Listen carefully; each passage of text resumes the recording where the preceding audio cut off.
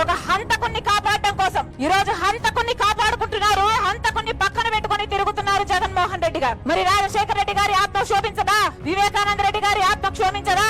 5 సంవత్సరాలు అయిపోయింది హత్య జరిగి, ఈ రోజు వరకు ఒక్క రోజు కూడా జైల్లో గడపలేదు అవినాష్ రెడ్డి. తలెత్తుకొని యథేచ్ఛగా బయట తిరుగుతున్నాడు. కారణం ముఖ్యమంత్రి అయిన జగన్మోహన్ రెడ్డి గారే అధికారాన్ని అడ్డేసి కాపాడుతున్నాడు కాబట్టి ఈ రోజు మళ్ళీ అదే హంతకులకి, హత్య చేపించిన వాళ్ళకి మళ్ళీ ఎంపీ టికెట్ ఇవ్వడము ఇంకొక ఎత్తు. ఈ ఘోరాన్ని తట్టుకోలేకే, ఈ అన్యాయాన్ని తట్టుకోలేకే రాజశేఖర రెడ్డి బిడ్డ ఈ రోజు ఎంపీగా పోటీ చేస్తుంది. ఇది తప్ప అన్నా?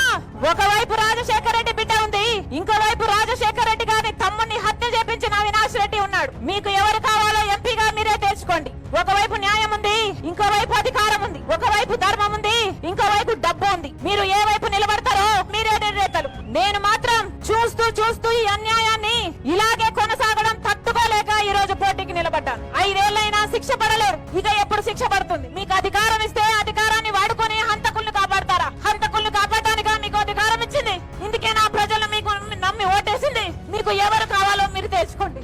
రాజశేఖర రెడ్డి బిడ్డను నేను. పులి కడుపున పులే పుడుతుంది.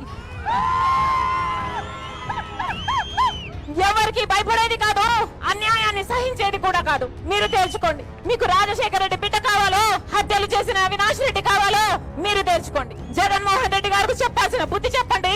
అవినాష్ రెడ్డిని ఓడించండి, రాజశేఖర రెడ్డి బిడ్డ గెలిపించండి. రాజశేఖర రెడ్డి బిడ్డ మీకు మాటిస్తుంది.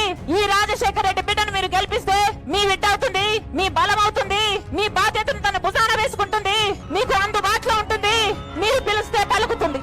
రాజశేఖర రెడ్డి గారు, వివేకానంద రెడ్డి గారు సేవ చేసినట్టుగా రాజశేఖర రెడ్డి బిడ్డ మీకు సేవ చేయాలనుకుంటుంది. మనస్ఫూర్తిగా ఆశీర్వదించాలని ప్రతి అన్నను, ప్రతి తమ్ముని, ప్రతి అక్కను, ప్రతి చెల్లిని మీ రాజశేఖర రెడ్డి బిడ్డ శిరస్సు వంచి చేతులు జోడించి మనస్ఫూర్తిగా ప్రార్థిస్తుంది. జోహార్ వైఎస్ఆర్, జోహార్ వైఎస్ఆర్.